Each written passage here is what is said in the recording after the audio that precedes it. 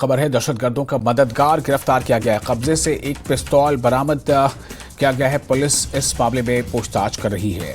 जम्मू कश्मीर के पुंछ से अहम खबर, दहशतगर्दों का मददगार गिरफ्तार। दहशतगर्दों का मददगार गिरफ्तार किया गया है और इसके कब्जे से एक पिस्तौल भी बरामद की गई है। पुलिस इस गिरफ्तारी के बाद जिस शख्स को गिरफ्तार किया गया है उससे पूछताछ कर रही है।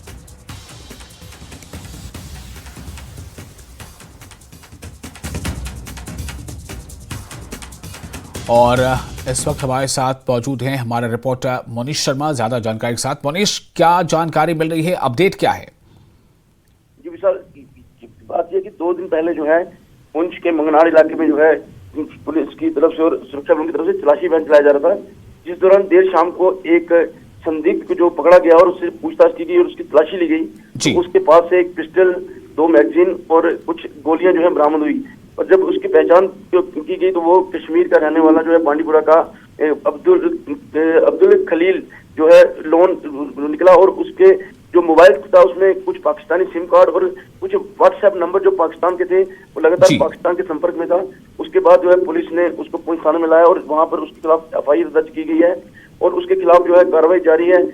कल देर शाम को जो है उसको कोर्ट में पेश किया, जहां से उसको 10 दिन की पुलिस रिमांड में भेजा गया है। और खबर जो निकल कर ये आ रही है कि ये जो कश्मीर से पुंछ में जो है नियंत्रण रेखा के उस पार से कोई हथियारों की खेप आने वाली थी ड्रोन के जरिए, इसको लेने के लिए आया था।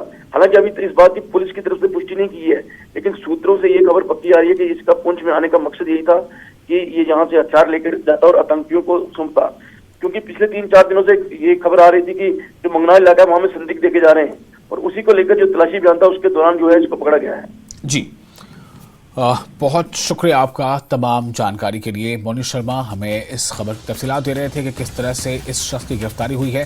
दरअसल पुंछ से बड़ी खबर है, दहशतगर्दों का मददगार गिरफ्तार किया गया है। कब्जे से एक पिस्तौल भी बरामद की गई है। पुलिस इस मामले में पूछताछ कर रही है। और इस वक्त एक और अहम खबर